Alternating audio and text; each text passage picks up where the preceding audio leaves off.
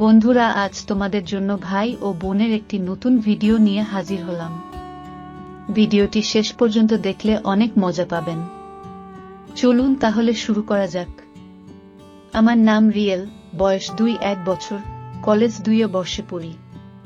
পরিবারে আমরা 4 জন, বাবা, মা, ছোট বোন আর আমি। ঘটনাটা এই বছরের শুরুর দিকের। আমার বাবা মা দুইজনই চাকরি করেন। সকাল 7টায় বাসা থেকে বের হয়, আবার সন্ধ্যা 7টায় আসে। আর ছোট বোন হুমায়রা আমার 3 বছরের ছোট, এবার ক্লাস 10 এ পড়ে। কলেজে ওঠার পর বাবা মা আমাকে ফোন কিনে দেয়, সাথে ল্যাপটপ। খারাপ ভিডিওর বিষয়ে আমার আগেই আকর্ষণ ছিল, এখন আরো সুবিধা হয়। আমার প্রতিদিনের রুটিন হয়ে যায় ওসব দেখা। হঠাৎ করে একদিন একটা ছেলের একটা চটি আমার সামনে আসে, আমি আরো চটি খুঁজে খুঁজে পড়তে থাকি। আপন ভাই বোনের অনেক চটি পেয়ে যাই। এরকম 2-3টা গল্প পড়ার পর আমার মাথায় ছোট বোনকে কাছে পাওয়ার ইচ্ছা তীব্র হয়। তখন খুঁজতে থাকি কিভাবে কি করব। অনেক ভালো ভালো টিপসও পাই। হুমায়রার যুবতী বয়স, রসালো শরীর আমার চোখের সামনে ভাসতে থাকে। ও প্রায় 5 ফুট 4 ইঞ্চি লম্বা, সুন্দর ফিগার, বাঁকানো কোমর, তার সাথে আগুন চেহারা তো আছেই, টানা টানা চোখ, চিকন ঠোঁট, লম্বা চুল, গায়ের রং লাল ফর্সা। আমি ওর সাথে বন্ধুর মতোই ছিলাম, কিন্তু এরপর আমি আরো ক্লোজ হয়ে গেলাম।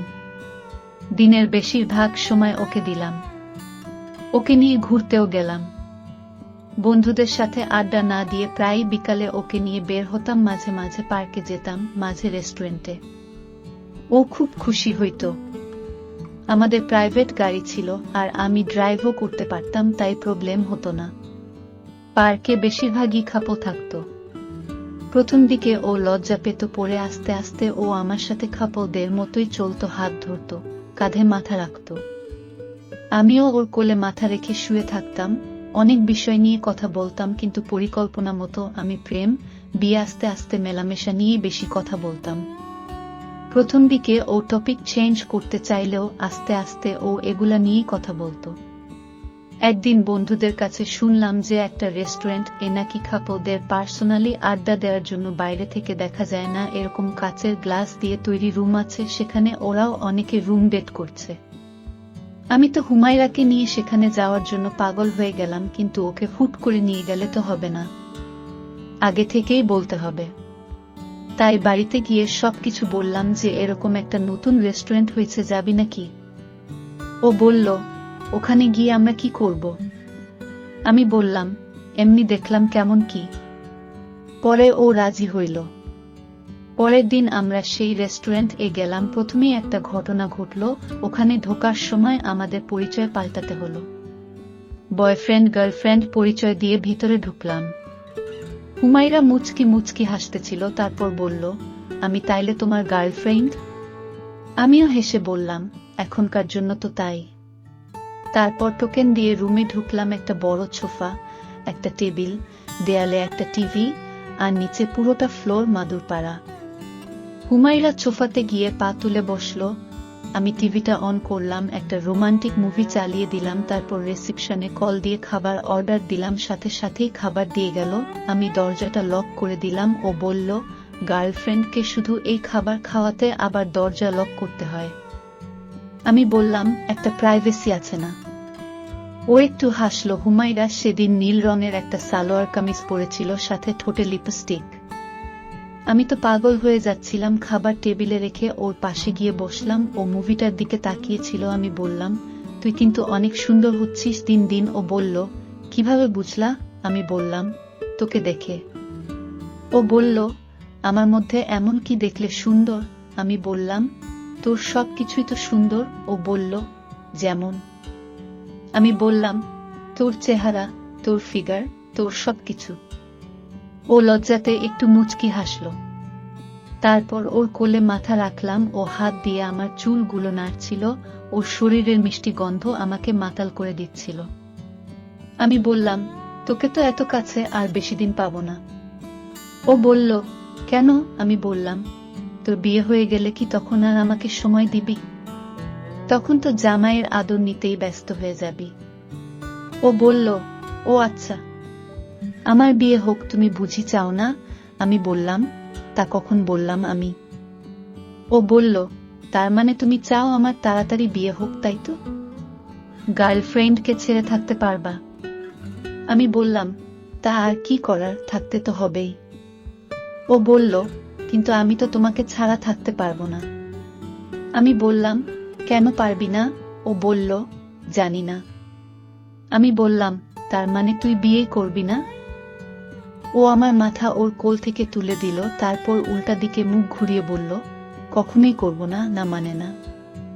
এই সুযোগে আমি ওকে পিছন থেকে জাপটে ধরে ওর লম্বা চুল সরিয়ে কানের নিচে একটা উপহার দিয়ে বললাম, সত্যিই কখনো আমাকে ছেড়ে যাবি না? ও মুখ ঘুরিয়ে আমাকে জড়িয়ে ধরল। ও বলল, কখনো যাব না। তারপর বলল, ভাইয়া, আমাকে সত্যিই তোমার গার্লফ্রেন্ড বানাবা? আমি বললাম, তুই তো আমার গার্লফ্রেন্ডই। ও বলল, নিজের প্রেমিকার সাথে কেউ তুই করে বলে? আমি বললাম, ওহ সরি, আর বলবো না। আমরা আবার একটা লিপ কিস করলাম, তারপর ও বলল, আই লাভ ইউ জান। আজকে থেকে তুমি আমার ভাইয়া না, তুমি আমার রাজা। তারপর আমার ঠোঁটে লেগে যাওয়া লিপস্টিক মুছে দিল। আমি বললাম, আর তুমি আমার রানী। 1 ঘন্টার জন্য রুমটা বুক করেছিলাম, তাই চেক আউট করে বের হয়ে গেলাম। দুইজন খাবার ওভাবেই পরে রইল গাড়িতে। হুমায়রা আমার কাঁধে মাথা রাখল, তারপর বলল, জান, রাতে আমাকে ফোনে কল দিবা। আমি বললাম, কেন জান? ও বলল, প্রেম করব। তারপর মুচকি একটা হাসি দিল। আমার কাছে তখন সব স্বপ্নের মতো লাগতেছিল। আমি বললাম, ওকে শোনা।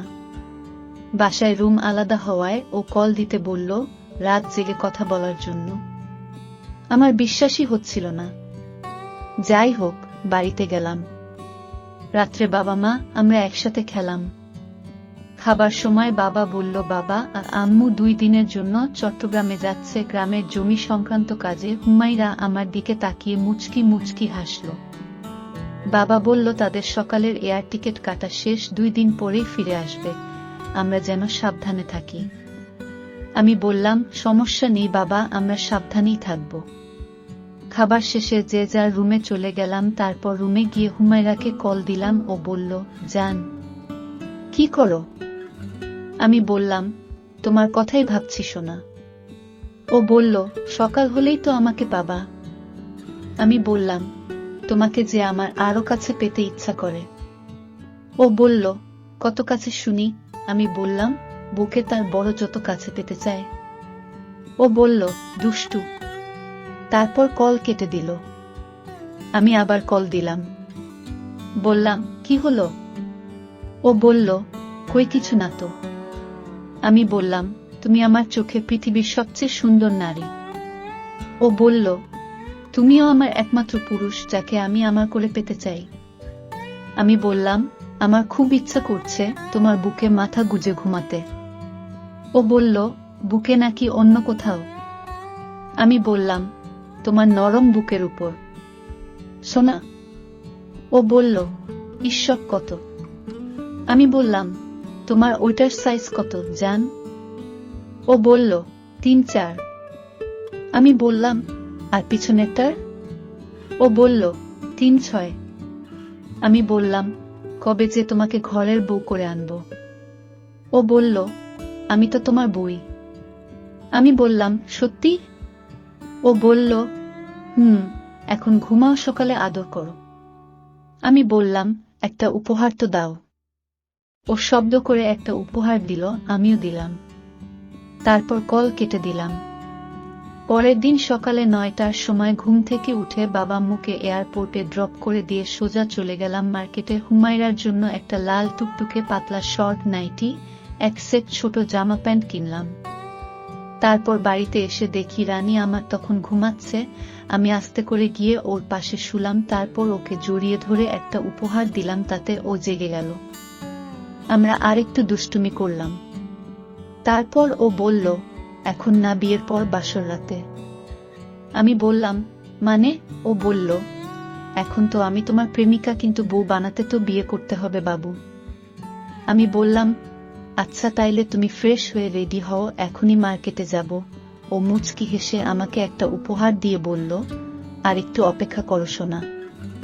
আমি বললাম, তোমার জন্য একটা গিফট আছে।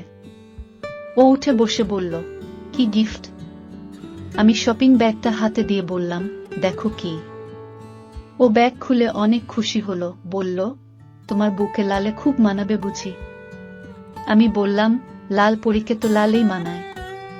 ও হাসতে হাসতে আমাকে বিছানায় ফেলে দিল। তারপর প্রায় 5-7 মিনিট দুজন ওইভাবেই ভালোবাসা বিনিময় করলাম। ও বলল, লাল পরীকে লাল করতে পারবা তো? আমি বললাম, পারবো কিনা দেখাবো এখন। ও দৌড়ে ওয়াশরুমে ঢুকে গেল। তারপর ও ফ্রেশ হয়ে বের হলে আমরা সকালের নাস্তা করে মার্কেটে গেলাম। আবার আমার একটা ব্যাংক অ্যাকাউন্ট এ পার্সোনালে প্রায় 7-0-8-0 টাকা ছিল, সেখান থেকে সম্পূর্ণ টাকাই আগে উঠলাম। এরপর গেলাম একটা জুয়েলার্স এ। প্রথমে ওর জন্য একটা সোনার আংটি কিনলাম, তারপর একটা লাল লেহেঙ্গা আর আমার একটা পাঞ্জাবি। তারপর ট্রায়াল রুমে চেঞ্জ করে নিলাম। এরপর সোজা একটা মাজারে চলে গেলাম, কারণ ওখানকার হুজুরদের কিছু টাকা দিলেই সাক্ষী জোগাড় করে বিয়ে পড়িয়ে দেয়। গিয়ে একটা হুজুরকে বললাম, আমরা দুইজন দুজনকে খুব ভালোবাসি, বাসা থেকে মেনে নিইনি, তাই পালিয়ে বিয়ে করব। তারপর হাতে 5,000 টাকা ধরিয়ে দিলাম। হুজুর দুইজন সাক্ষী এনে বিয়ে পড়িয়ে দিলেন। আমি দেনমোহর হিসেবে ওকে সোনার আংটিটা পরিয়ে দিলাম আর 3 বার কবুল বলে দুইজন বিয়ে সমাপ্ত করলাম। এরপর সবশেষে প্রায় সন্ধ্যা হয়ে গেল। বাড়ি থেকে আমার দেয়া গিফটের ব্যাগ হুমায়রা নিয়ে বের হয়েছিল। আমরা প্রথমে একটা 5 স্টার হোটেলে গেলাম, সেখানকার ম্যানেজারের সাথে কথা বলে একটা প্রিমিয়াম রুম বুক করলাম। তাকে অবশ্য কিছু ঘুষ দিতে হলো। তারপর রুমটাকে সুগন্ধি গোলাপ দিয়ে সাজানোর জন্য ও বাসর রাতের অন্য সব প্রয়োজনীয় জিনিস দেওয়ার জন্য হোটেলের এক কর্মচারীকে কয়েক হাজার টাকা দিয়ে ঠিক করলাম। তারপর দুজনে চলে গেলাম একটা ফেমাস রেস্টুরেন্টে, রাতে ডিনার খেয়ে নিলাম। রাত 1:00টার দিকে হোটেলে আবার ইন করলাম। রুমে গিয়ে দেখি সব রেডি, পুরো রুম গোলাপের গন্ধে মাতোয়ারা, বিশাল বিছানাটাও গোলাপের পাপড়িতে ভরা। হুমায়রা খুশি হয়ে আমাকে জড়িয়ে ধরল, তারপর চোখে চোখ রেখে বলল, তুমি আমাকে এত ভালোবাসো? আমি 2 হাত দিয়ে আলতো করে ওর মুখটা উঁচু করে বললাম, তুমিই তো আমার সব।